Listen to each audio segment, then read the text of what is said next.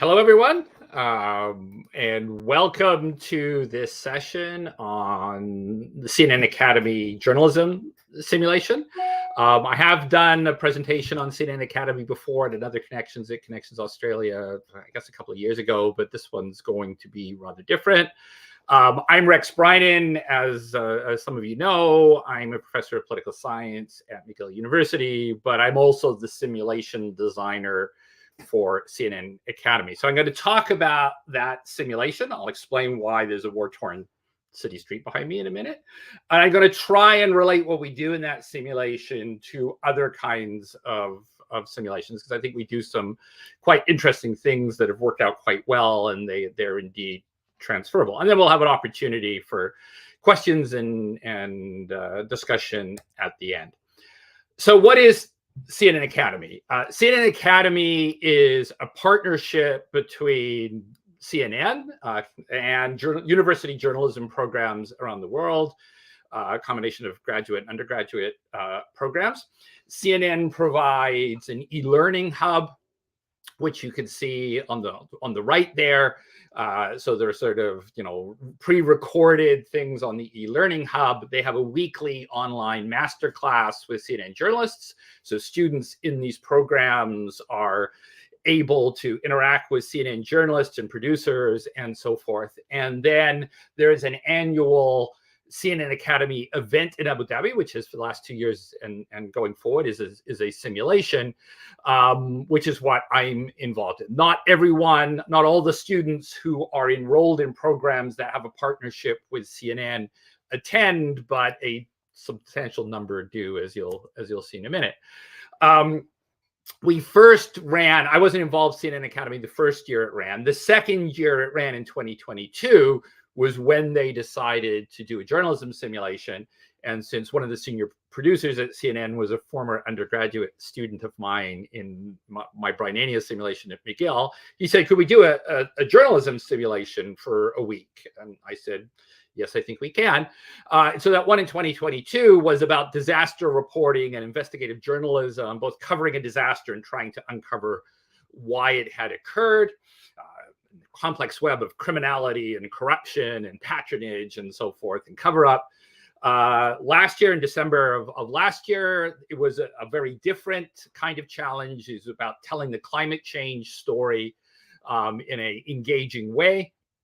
And without saying more, because I don't want to give away the plot, this year in December, it'll be about aspects of journalism in the digital age. So I'm involved. I don't do the master classes or anything else during the year, but I'm involved in designing and running the simulation each December. So that simulation is a week long. We have 100 to 150 participants. It might be 100, it was 120, I think, last time. It might be as high as 150 this year, from up to 30 countries around the world. So it's a very diverse group of journalism students.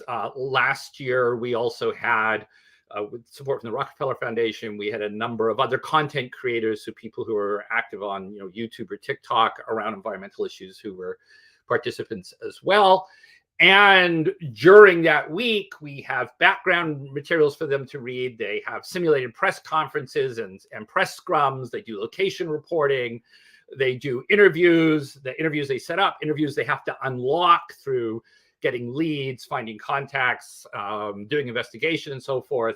And as you'll see, there's a sort of social media and digital component to that too. We have an entire live but self-contained social media environment. The students are being trained in both hard skills and soft skills. And the soft skills are very important in this, teamwork, project management, cross-cultural communications, interview techniques, because they are something that it's harder to do in a regular university journalism program. So that is a very important part. You've learned stuff at school, now try applying it in a realistic environment. The technique, we call it the CNN journalism simulation, the CNN Academy simulation. It's really a kind of LARP. It's kind of a long, week-long live action role play. using both sort of traditional methods that you'd be familiar with in a LARP or possibly in a mega game, but also leveraging information technology, as you'll see. And of course, we have to do a lot of world building, because if you're going to have a journalism simulation, it has to occur in a very rich and detailed world. So what I'm going to do is I'm going to sort of simply talk through the steps we use in implementing this.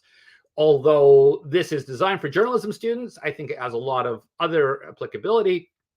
And indeed, both the setting and many of the techniques are adapted from a complex peace and humanitarians operations simulation that I ran at McGill for over 20 years. So talk about CNN Academy here, but I think a lot of this is more broadly applicable. And those of you who ever been involved in organizing military exercises will recognize a number of the techniques here.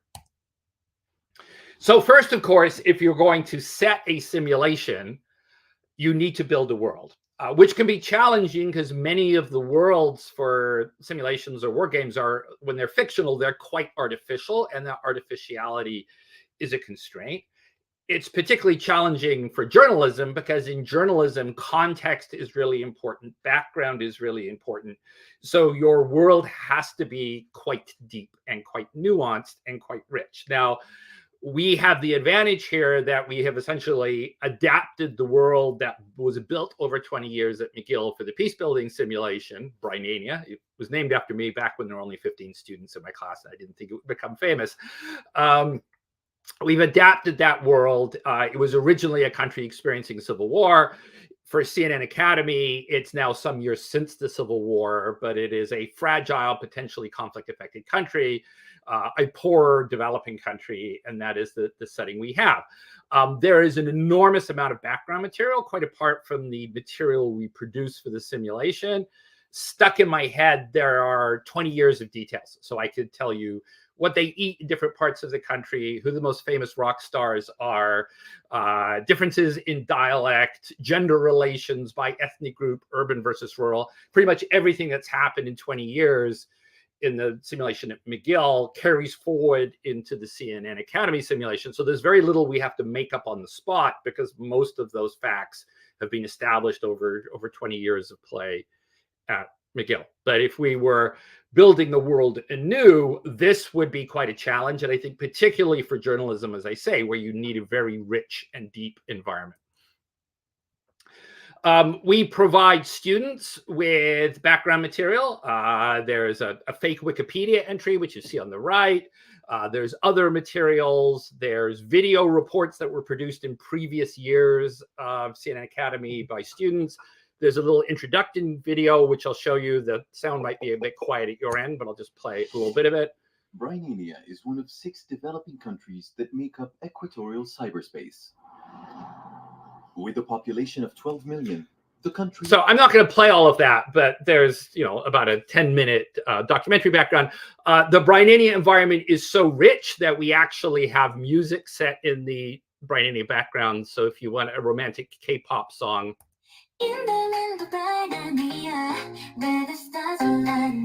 we've got that too. So, very, very rich environment. So that first step, which would normally be one of the biggest hurdles, we were already partway over because the setting existed from its academic use at McGill. The second thing we did when we launched CNN Academy is we built an IT system to support the simulation. We wanted an IT system, email and social media that A, we could fully control and monitor, and B, which was disconnected from the rest of the world because we didn't want a War of the Worlds scenario where we're doing something fictional and it leaks out into the universe and the world thinks that there's really a toxic waste spill or something else happening. So we wanted to keep it, in a sense, gapped from the rest of the internet. So we have our own internal email system, which works like any other email system, but as you'll see on the back end, it has some things that are particularly useful for us. And we have a social media system, which the students are able, there's a whole bunch of tweets, students are able to tweet and so on and so forth. And again, on the back end, there's certain things that we're allowed to do there. And I'll show you some more of that social media feed in a minute. On the back end, the system we have allows us to monitor a large number of different email boxes simultaneously. So you can see there, that's the control interface. So on the left, you can see not only whatever emails were sent by control or whatever was tweeted by control, although control never tweets, but you can also see all the other controlled accounts, what they have posted. So we are on a single page able to monitor the emails and the DMs, the direct messages in social media of a whole stack of accounts. That allows us to role play multiple online characters, whether those are characters that are being interacted with by the students by email, or whether those are characters that they're finding on social media, which may or may not have information that's relevant to the story that they're trying to report. So that's extraordinarily useful. A lot of the social media, as you'll see in a minute, is pre-scripted, but we can also tweet as anyone from a single interface. So you see the manual social post and manual email interface on the right. That means if we want the governor of Brynen to issue a press statement, or we want someone to tweet something, we don't have to log particularly into that account. We can, from a single location, send it out in anyone's name to the rest of the students. The students are organized in teams of 5. They are, for the most part, drawn from at least 3 different institutions. So you might have a journalism student from Dublin, a university student from Barcelona, another one from Hong Kong or Malaysia or Iraqi Kurdistan or the Emirates or what have you. So most of the teams are deliberately multicultural, multi-institution, because we want the students to learn those skills of managing a multicultural reporting team with different skill sets, different language abilities, and so on and so forth. So the IT system works extraordinarily well for us. It allows us to not only do live role play, but to essentially do a lot of electronic role play as well. So we want students to learn those skills of tracking down leads via social media, emailing people for interviews, and so on and so forth. Here you see sort of sample tweets that were posted from, I think this is last year's simulation. Yes, it is. So some of those are relevant to the story. Last year was climate change. So their Green Space, our fictional NGO, is posting real information about climate change. The student groups themselves have access to social media posting. So you will see there that one of the reporting teams, Red 6, is posting a breaking item they got. They've interviewed the surgeon who operated on someone who was an assassination attempt against. Jim Wallman was playing that character. You still seeing me? Because I've just changed here and it says producer. Okay. There's stuff that's not very important at all. So there's Brynen Beautiful. It's a feed of just tourist stuff. There's not really a Quartier de Bagels in Brynen. That's an AI generated picture. You'll see people arguing on social media. You'll see memes on social media. You'll see conspiracy theorists posting absolute garbage on social media, because we want our social media to be realistic. And in fact, the conspiracy theorist is one of my favorite social media characters. We try and sucker the students into thinking they have something real to say, but it's all complete garbage. And what we also do on social media is we feed live reporting from real social media. So we'll post articles from CNN or BBC, occasional bit of breaking news. We can actually integrate real Twitter feeds into our bespoke social media environment. So some of the stuff going on in the real world is occurring on our simulated social media at the same time. So in this particular case, we linked to a BBC article on climate change. We have to decide each year on a new scenario for the simulation. It needs to be obviously be topical, and it needs to be relevant. It needs to be different each year because students do communicate, they post stuff, they share stuff, they go back to their university and talk to students who might be taking the simulation next year. So we need to change it up each year. We have to think, are there particular events or expertise that we can leverage? So we did climate change in December because it was ongoing, the simulation, at the same time as the COP28 climate change summit in Dubai, which is just up the road from Abu Dhabi. And we were able to bust the students off there for a day at COP28, where they met with the COP28 media team on how they handle thousands of reporters from around the world covering the climate change story in Dubai. So we're often thinking, is there a topic and a resource we can leverage this year? And we also need to think about political sensitivities, because we both because of the country we're in, but also because we've got students from a variety of places. We don't want to shoot ourselves in the foot with anything that would cause particular issues with our students. But at the same time, we don't want to compromise on having hard-edged stories about corruption or intimidation or bitter political battles and so on and so forth. Once we've decided on the overall scenario, it's really important that the simulation actually support what we've been teaching in CNN Academy. So we sit down with the main CNN Academy instructors. We talk about the general scenario. We try to identify things that have come up in the various webinars. And this is an example of us doing this. And then we identify what we think are teachable moments that we can insert into the simulation. So this is a case of us doing it. And there's 3 people here have come up with a whole bunch of things they think could be fitted into the simulation. And then you'll see next to them, there are green ticks, which are the ones that are absolutely hardwired into the simulation scenario and what students will be doing.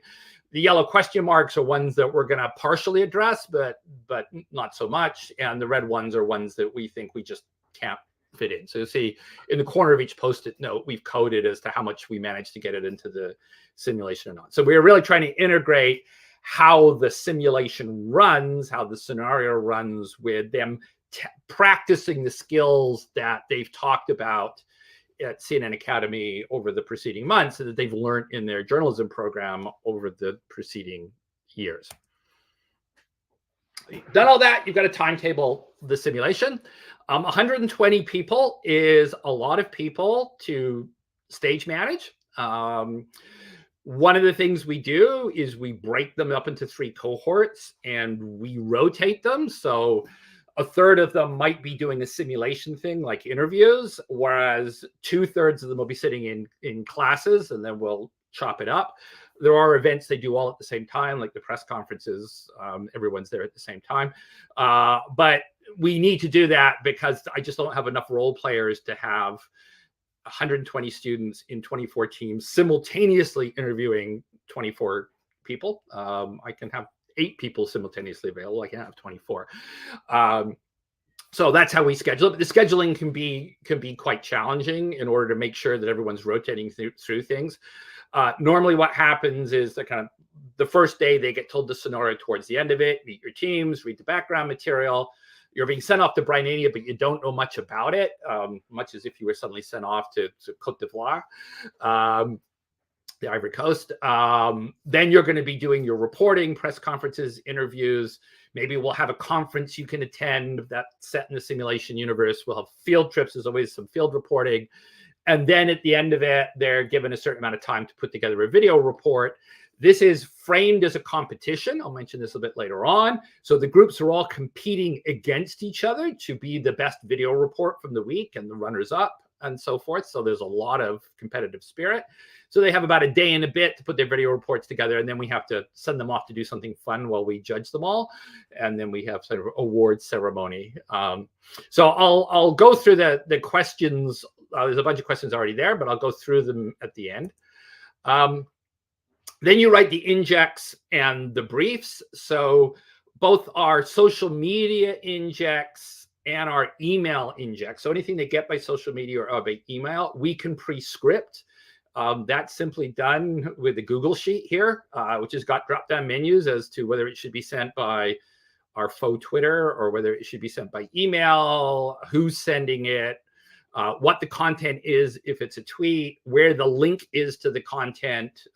It'll be on a Google Doc. If it's an email, and it'll automatically import the content from the Google Doc, including graphics, and send it out as an email when it is timed for.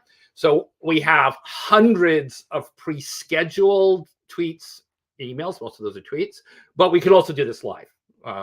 This is just kind of the background scenario. We can also suspend things or move them up in terms of the schedule if we need to. It's enormous fun writing all the tweets because not all the tweets are relevant to the story. You know, there's people finding lost cats or complaining about the traffic or saying they really need their coffee or getting into arguments about things, or supporters of the different football clubs. So we don't make it that every tweet they're going to read is relevant to the story. There's going to be a bit of a needle in a haystack challenge in seeing if social media has something that can usefully illuminate their story or a lead or a contact. The year before last, a couple of the important sources you could develop, you could identify by social media that they seem to know something and that perhaps you should reach out to them and try and set up an interview. There's also physical briefs. So here we see a simulated Brynenian Ministry of Environment handout on climate change. We see part of a parks brochure when they go and visit a national park. You can see a World Bank backgrounder. We could provide these to them electronically, but I actually prefer to give them on paper so that they can lose them, because information management with a team of 5 with lots of chaos and pressure is a challenge. So one of the reasons I make sure at least some of the stuff is printed on paper, and if they lose it, they're going to have to go find another copy, is so that they have to deal with that challenge of when they do their research, they're going to have to hang on to it. It can be very challenging when you've got a team of 5 and they've got different pieces of paper. They went to different press conferences in some cases. They've got different notes, and that's all going to be centralized so that the whole team can access it. And we have a whole teaching part about information management in a larger reporting team.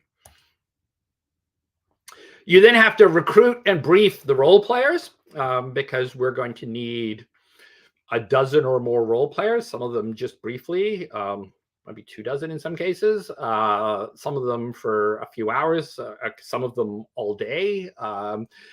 And they have to understand their roles. So there is a master simulation guide that's for all of us who are running the simulation, the control team and the role players, which has absolutely everything in it. The scenario, the background information, the schedule, information on all the characters, links to important stuff. So, 30-odd page Bible each time. And then each role player gets 1, 2, 3, 4 page handout on their role that describes who they are, what their background information is, what they should know and don't know, what their motivation or personality is like.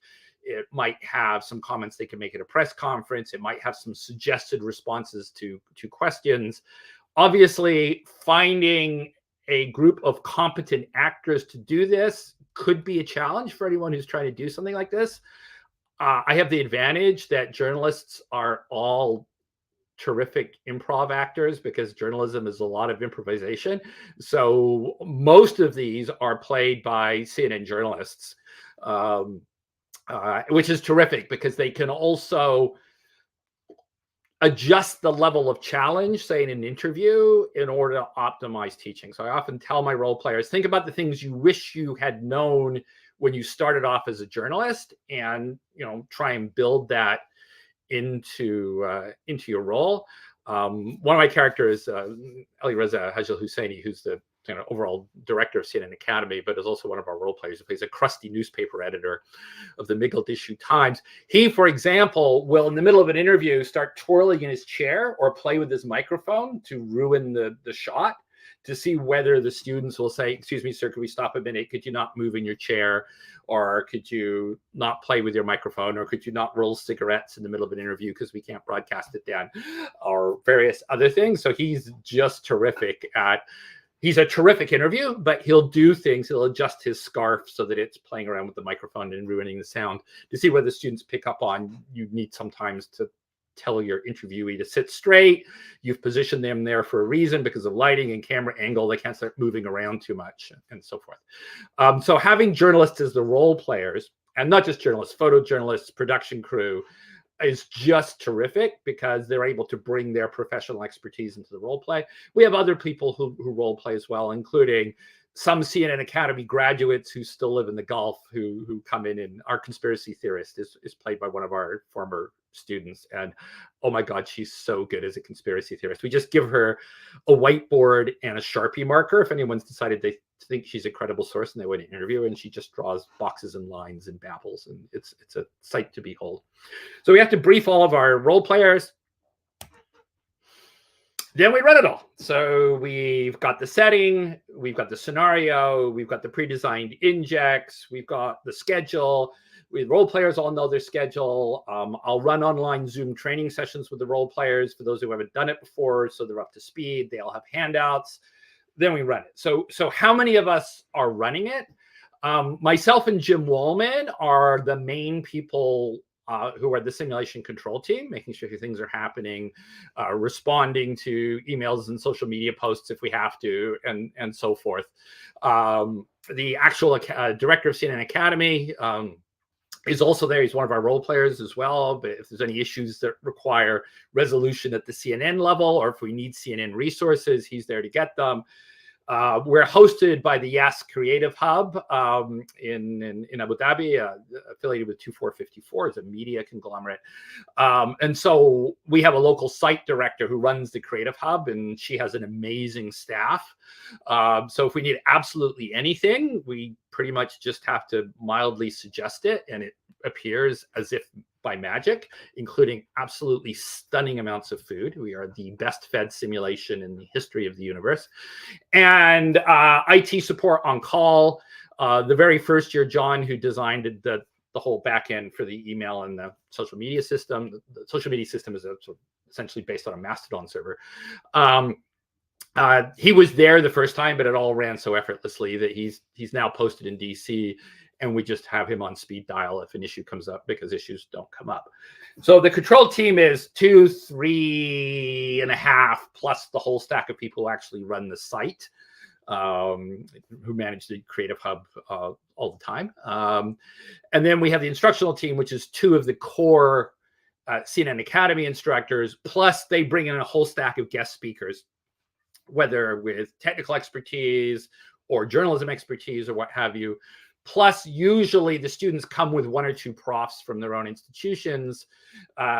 So we've got academic mentors from the participating universities who we brief on, walk around, help students. If there's any issues, come back and tell us, and so forth. In all of this, flexibility and adaptation is a key. We cannot play test the particular scenario before we run the simulation. I mean, we do now know how the simulation runs in general. We didn't the first time. You can't really play test 100 plus people running from 30 countries running around doing stuff for a week. Something can always happen that a role player is not there, or you lose an IT connection or what have you. So there's a lot of flexibility built into the program. Again, the style here is a lot like a LARP or a mega game, where there's going to be a lot of emergent gameplay as well. Students are going to think of things. They're going to want to develop leads that you hadn't planned for. We've got to kind of be one step ahead of them. If they develop a great story angle and we don't have a role player, we need to be able to cast around and someone will suddenly do the role play. And if necessary, it's Jim or I. And we also like to manage the stress level, because we want to keep students stressed, but at an optimal level. We don't want them to feel overwhelmed, because then they switch off. We don't want them to think it's too easy or they're not learning anything. We want to keep them stressed. So we informally monitor, for example, how much sleep they're getting. And if they're getting more than 3 or 4 hours a night towards the end of the simulation, we know it's not enough stress and we've got to add some more stuff in. We want to keep it like realism, being a realistic international journalist sent off to report a story in a place you don't know very well that has multiple components to it. So there you see me, you see Jim Wallman with our inflatable palm tree. Sort of our simulation mascot. It now resides permanently in Abu Dhabi. You see some of the local team and Ali Reza giving them a photograph, and one of the photographers recording all of this.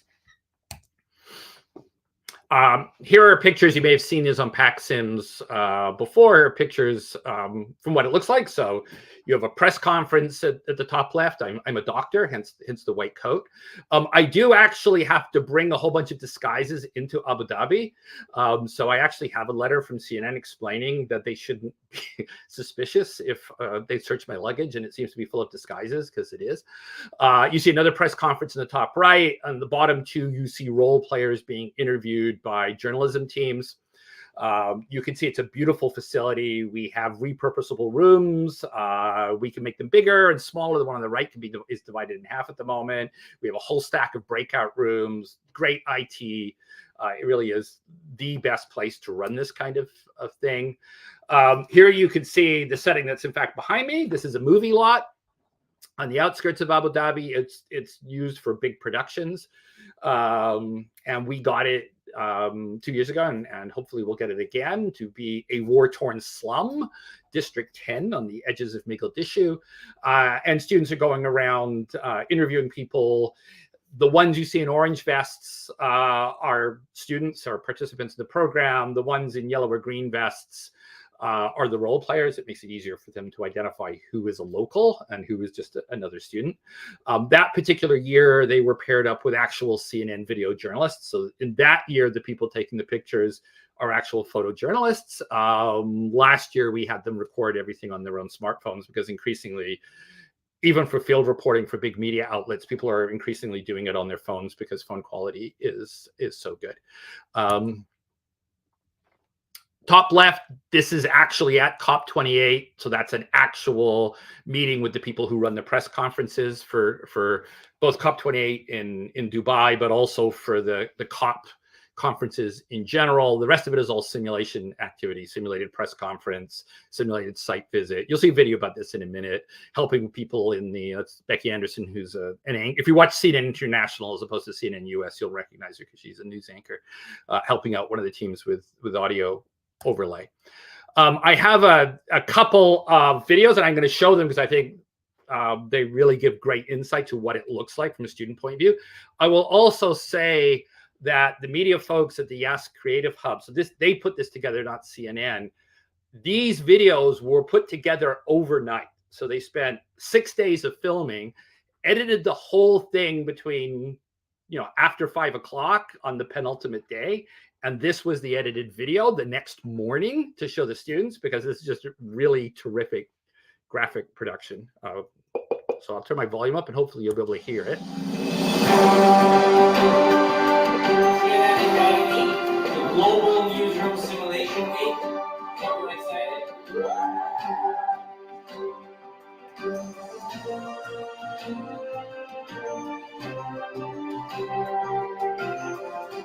The simulation was absolutely groundbreaking. Students were put into a real-life situation in a safe-to-fail environment where they went through press conferences, they interviewed people, they had a bespoke social media feed. They really had to drill down and use their skill set and really understand what it takes to be a journalist in a fast-paced breaking news environment. They then pitched to their editors and produced their final pieces at the end of the week. And the quality that we got was absolutely extraordinary.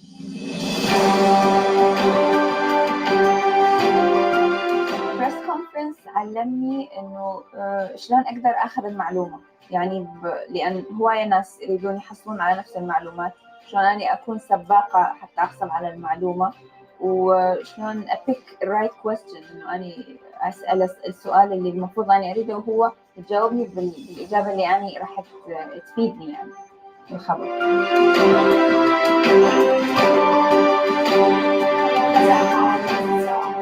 My highlight from this experience is the opportunity to learn and to work with people that doesn't speak the same language as I am. So everyone treats itself with respect, to be open-minded and work hard to give the results that we want.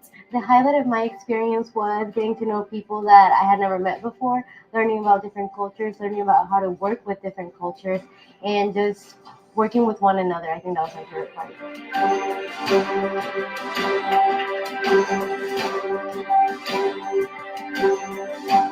The challenges that I faced through CNN simulation was extremely different from anything else, of course, because of the fact that, you know, it's news reporting. And of course, in my opinion, like, the challenge was trying to gather all the news and putting it together in a report so that the anchor can, like, speak it out seamlessly, which is extremely challenging.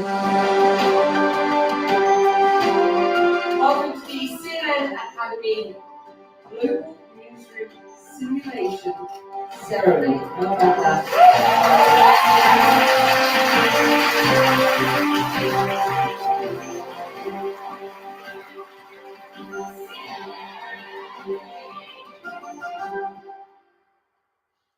So that's I'll show you the video from last year. That's the video from the first year we ran it, which was the toxic spill of chemicals in District 10, a slum district of the previously war-affected city of Mogadishu.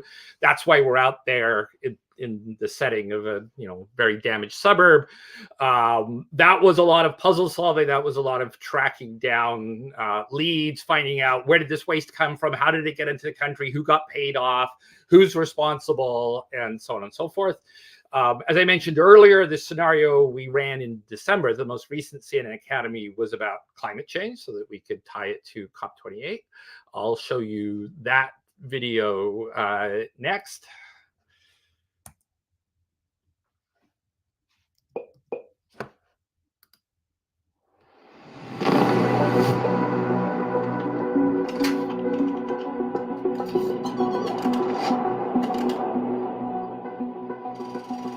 Welcome to the 2023 CNN Academy Climate Storytelling Simulation.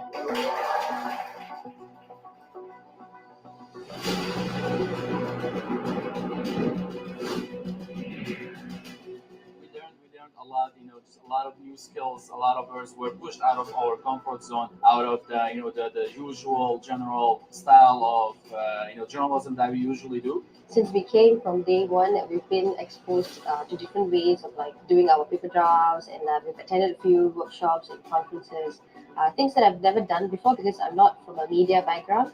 So like going to a real press conference and like sitting there and listening to people interview and talk was like something really new for me.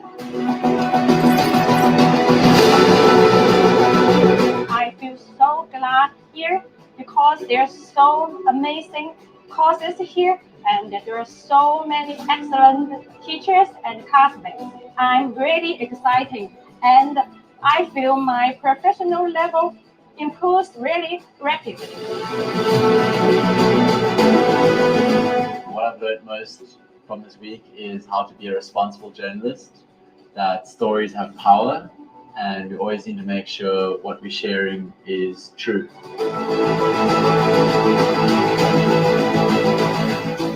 Simulation week so far has been my best week. Everyone is like in characters and roles.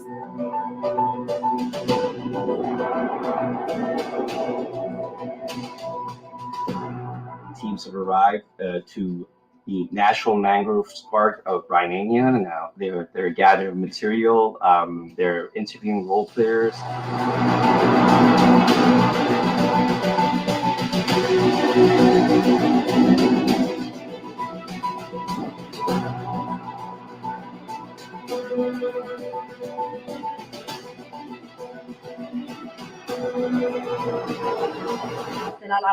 GNN News Blue 5, Brynen National Mangrove Park.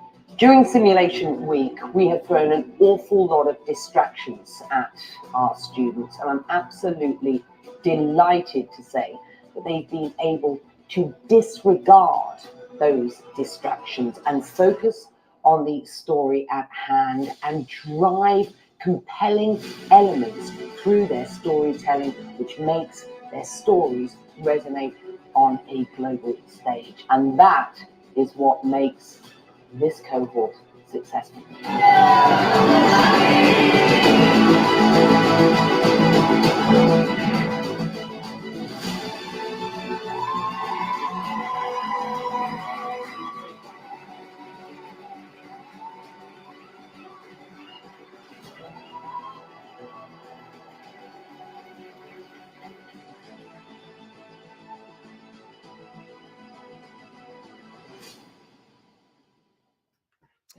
you'll notice it's quite funny. Brynen is set. It's a struggling, imperfect democracy that experienced decades of civil war. It's a very poor country. And Abu Dhabi, the Emirates, are not a very poor country. So it is a bit of a challenge at times to make the United Arab Emirates look like a poor tropical country. Fortunately, we had a movie lot for the first simulation, which absolutely was a war-torn suburb. So that was great. And the mangrove park is, in fact, a place. It's a real place. It is the only bit of large amount of green, frankly, in Abu Dhabi. That's not a lawn. So we did manage to find something that was indeed a tropical mangrove jungle, forest, whatever. But it can be a bit of a challenge making Abu Dhabi look like Brynenia, because it is the exact opposite of Brynenia in real life. But so far we're doing okay. So we don't want to play that again.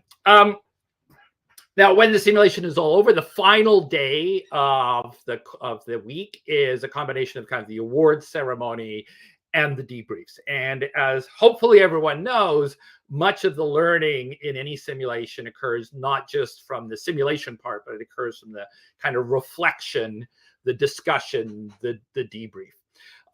The awards are great in that they really motivate the students to work hard. We have a winner and a number of runners up. We then have the students do a self debrief in which they, without us leading the conversation, talk about what they learned, what their perspective is, what worked for them, maybe what didn't work for them. And we do that before we give any of our feedback, because we don't want to contaminate it.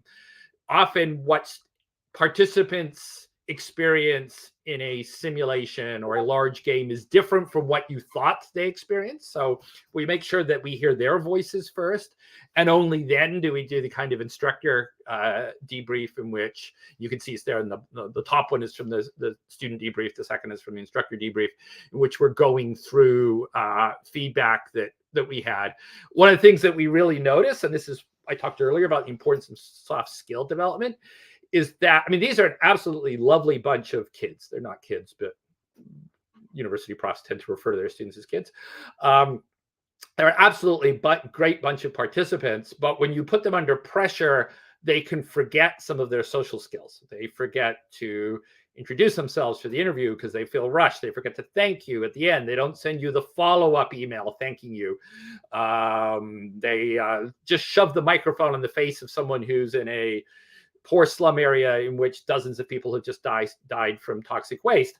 They forget some basic social skills, which are not even particularly journalism skills. They're kind of kindergarten skills under the pressure of events. And that's been, to me, one of the most interesting things, is reminding them that however much technology has changed journalism, much of the skills in journalism in 2024 are the same skills a Victorian journalist would have had to have in terms of developing a source, putting that source at ease, getting information out of them, including information they might not want to share, chasing down leads and so forth. And we reward the students who do that well. So for example, some of our interviews are available to all student groups. Some of them are what we call unlocks. That is to say, students have to do things or find out things before that interview becomes available to them. And many of those unlocks are, if you conduct an interview well with person one, they will suggest someone else you might talk to. And so the groups that do a really good job, or they follow up, or they thank you, they're the ones who get the tips. They're the ones who get the sort of snowball sampling of other people to talk to. There's always a lot of teachable moments in the simulation. And then we do a post-simulation survey as well online to sort of get that kind of feedback on how it all went. So there's a bunch of questions that are already piled up for me here in my question feed. So I'm gonna, about a dozen. I'm gonna very quickly go through those. And if there are others, you can post them and I'll respond to them. So there's a question about the IT environment. Did we find a tool that could be adapted, or was it custom built for the project? So a bit of both. The social media environment is a Mastodon server. So it's an existing social media server system. But the interface and the API calls were all written by John Sanders, who at the time of the first simulation was a technical whiz with CNN. He doesn't work for CNN anymore, but he still works for CNN Academy on that. And John is just truly stunning. You just have to kind of pontificate about a feature it would be nice to have, and mysteriously a week later it appears. In fact, you have to be careful what you say in front of John in case he goes and builds it. He's like the genie of IT. I'm sure he did the same with the email system, but I don't know what that's built on. But essentially, he did interfaces to allow us to leverage, for example, the ability to monitor and respond in multiple social media guises at once. And it works extraordinarily well, to the point that we don't bring them out anymore because we don't have any problems with it. There's a question about having a multicultural group and the challenges and the sensitivities. So there's two dimensions to that. There's the instructional staff and the students, and then there's the students or the students' environment. The instructional staff and students is not much of a challenge because our instructors are all international journalists. God knows how many countries they've reported from or worked in, and they work with multinational teams all the time. So I think that in CNN, that's a skill that's just really widely distributed. And our lead instructors are dealing with these student groups all the time. The students have the challenge of integrating people with different life experiences. Sometimes English is a second or third or fourth language. It's all run in English, but that can be a challenge because not all students may have the same English language skills. We mix them up to make sure that there's a fair distribution. The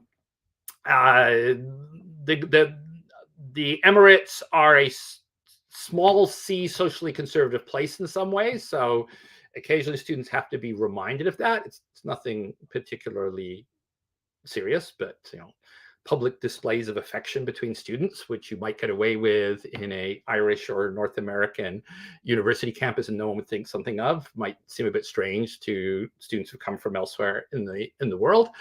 So little things like that. We do have to sometimes remind the students that they're not in their own country. Some of the students are very widely traveled, but many of the students are not very widely traveled. It's not been a huge problem, but the students do all comment, and in fact, you saw it in one of the student interviews in the video. They do all comment on how much they learned in managing a multicultural team. So that has been one of the things that they're actually learning through doing. So the question on tools, which I've already answered. How much does the simulation change from year to year? The topic changes entirely, and it was quite funny because in December, I think a lot of them were expecting investigative disaster reporting again, because that's what the first one was, and it wasn't. It was climate change storytelling, which is a completely different challenge. It's that the climate story is so big and so multifaceted, and in some ways so abstract. What do you put together in 5 minutes, a 5-minute piece that people are going to want to watch and that they're going to learn something from and they can relate to? And there were hundreds of ways they could put that story together. The impact of climate change on the macroeconomy, green energy, how it was affecting fisher folks, adverse weather events. There were just so many ways they could do it. Brynenia's position at COP28. Conversely, the disaster reporting one, which was a toxic waste spill, toxic waste dumping in a third world country, based on something that actually happened in Côte d'Ivoire, where people died, except for we killed more people in our version of it. That had one version of the story you had to uncover, which is who dumped it here, how did it get dumped here, how did it get into the country? And it was a combination of a dodgy European company paying organized crime to take stuff off their waste so they didn't have to pay for it to be disposed of, it being dumped in Brynenia because of corruption at the port, that you can get anything in or out of the country if you pay a bribe. But then that's linked to the ruling regime, because the regime, although elected, it's a bit like Lebanon. I mean, its power resides in patron-client networks. So that was a very complicated, almost like a murder mystery dinner in which you're trying to track out, okay, where did this come from? And there were lots of sources you could develop. There was a port dispatcher who knew a lot. There was a former Coast Guard official. There was a whistleblower in the European company. You could use AIS ship tracking data to find out what ships had docked and where they'd sailed from. You could track down corporate registrations. That was using a lot of tools to try and uncover a single story. Well, there's actually a second story they might stumble across, but there was one ground truth, and it was who could get how far along solving that mystery. But the one after that completely different scenario. There was nothing magical or secret to discover about climate change. It was who are you going to interview? What are you going to ask them? How are you going to set this up to be interesting and engaging? And when we took them off to the mangrove park, we had role players playing fishing villagers, a logger, a civil defense official who's dealt with growing storm severity. The staff at the mangrove park all role played for us. They were great. A bunch of Filipino staff in Abu Dhabi pretending they're Brynenian park officials with no notice. They just all did it. They were wonderful. And so that was a very different kind. So we do try and chop and change it. This year in December, it's again in mid-December this year, is going to be a completely different story. Okay, I've got questions on the screen, and I have different. I'm going to ask the question on the answer the question on the screen. It's not quite the same order as I've got in my private chat. How large is a team of facilitators? As I said, there's 2 core people running the simulation, myself and Jim Wallman from Stone Paper Scissors, but then Ali Reza, who's effectively the head of CNN Academy, plus the team that runs the Ask Creative Hub. They don't just run it for CNN, they run it for all the companies that are located there, but they're magical. They just make stuff happen. So the team, if you include everyone who helps out through to the catering staff and the cleaners and the security guards, would probably be a dozen or more. The number of people in the control room at any one time running it is 2, 3, or 4. So it kind of depends on how you count that. Plus we have the role players. So, a dozen plus role players. Some people doing a lot of role playing because they're main characters. Someone might just be a fisher person at the mangrove park and they're there for a while and then they leave again. So that varies substantially. Specific success story. A whole stack of students have gone on from CNN Academy to land good journalism programs, and I now see them getting hired by media outlets around the world. In fact, a person who's role playing the Minister of Environment last year was originally a CNN Academy student.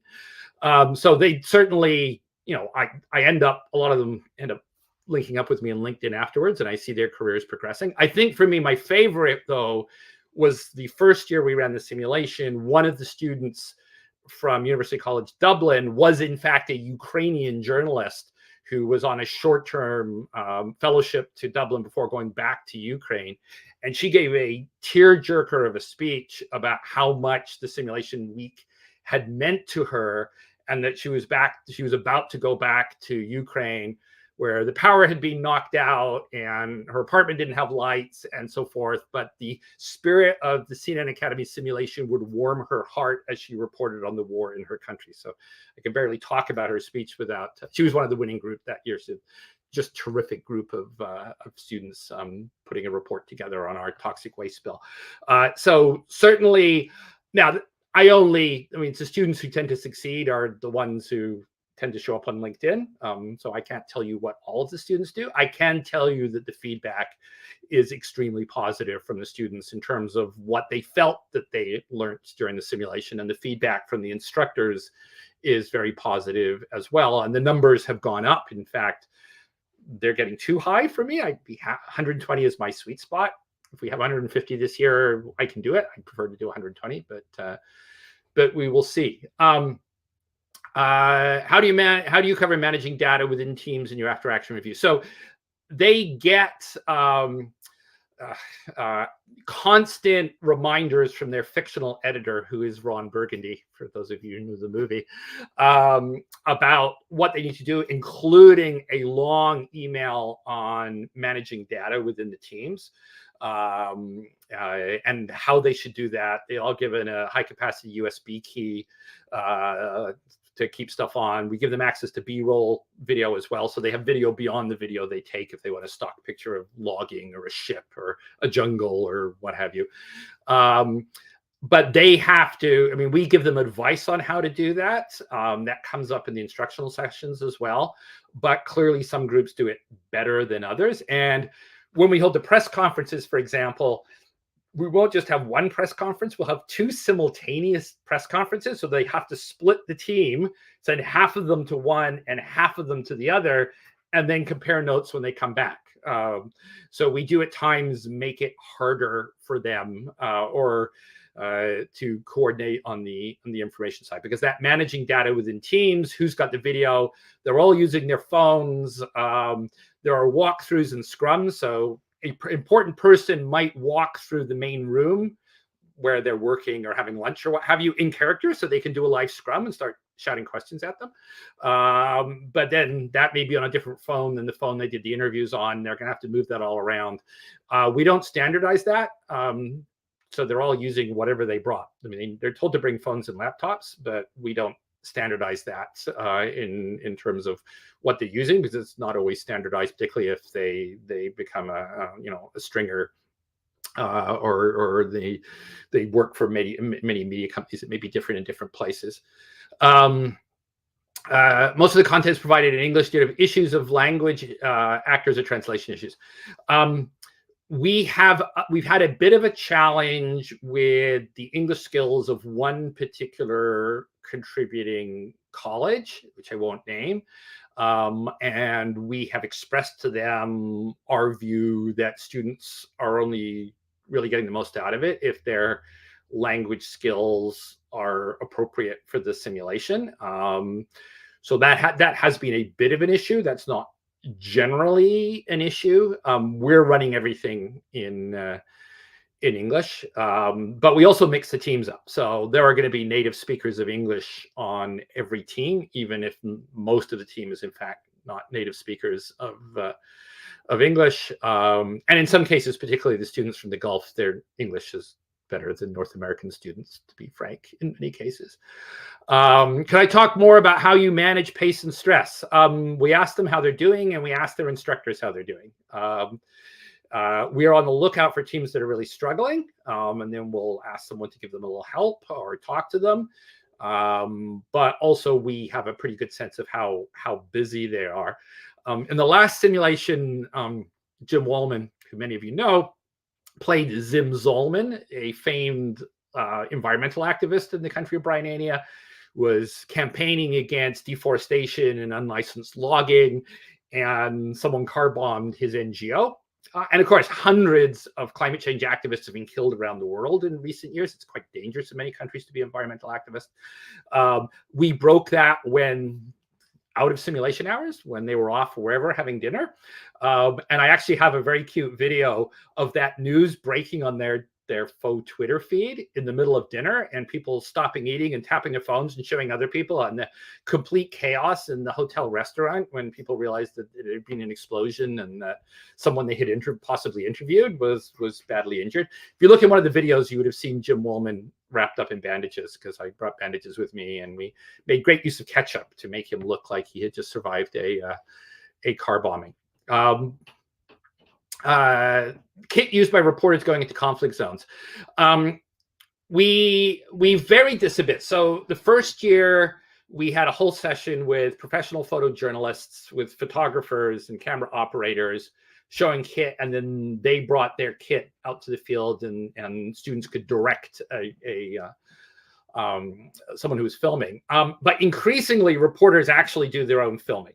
So increasingly, because of technology, you can buy a few add-ons for your late model iPhone, which make it almost as good or as good as what used to be high-end video recording stuff. So last year, and this is the way we're going forward, we're emphasizing mobile journalism. So we give them tripods, we give them cradles, we give them mics, Bluetooth mics and wired mics. So we give them equipment, and they're expected to work out how to use it. We set up a simulated mobile journalism store that's run by one of our instructors, who's an expert in mobile journalism, which is the Mojo Emporium. So they do have a kind of drop-in place, particularly towards the end of the simulation, where they can go in and get advice.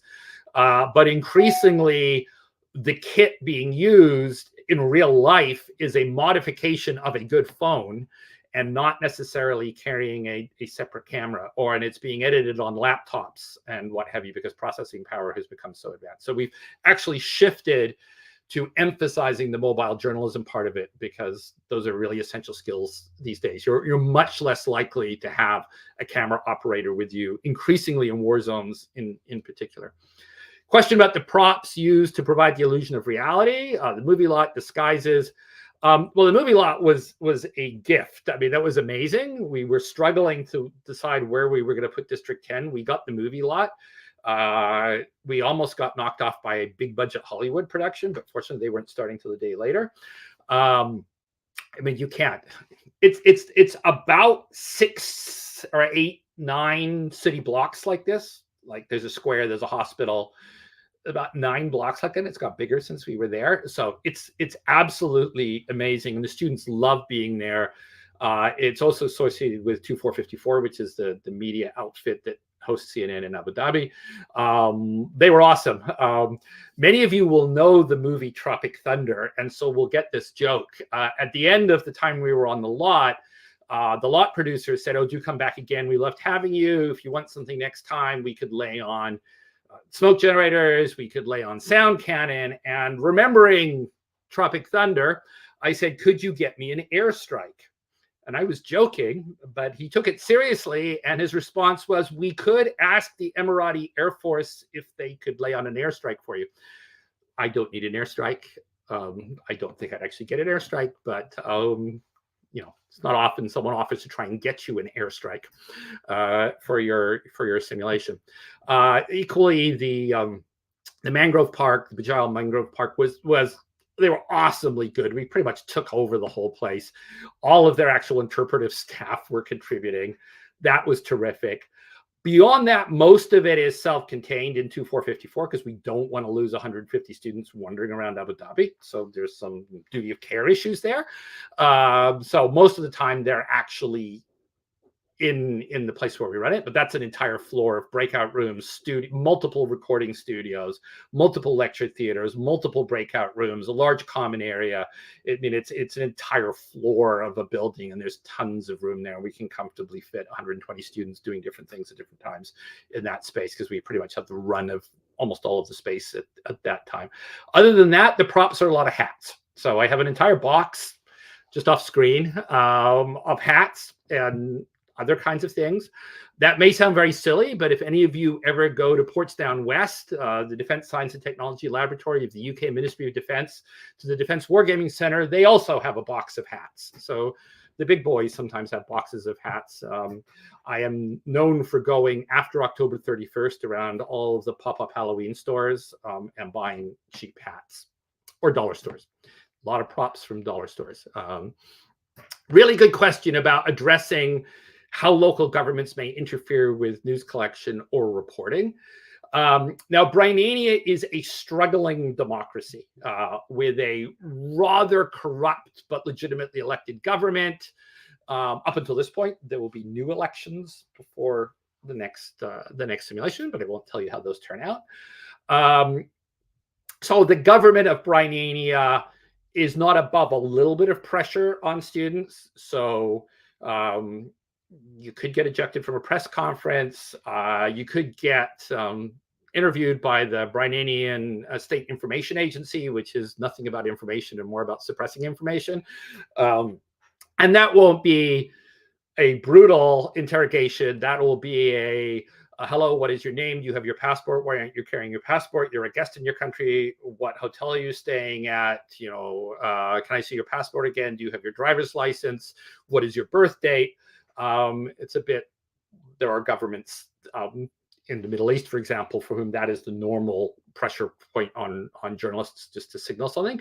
So it's not an entirely benign reporting environment, but it's not Syria, right? Or Russia or other highly authoritarian countries, because that would get in the way of some of the interviewing skills we want them to develop. But if you displease the government, certain things may become more challenging.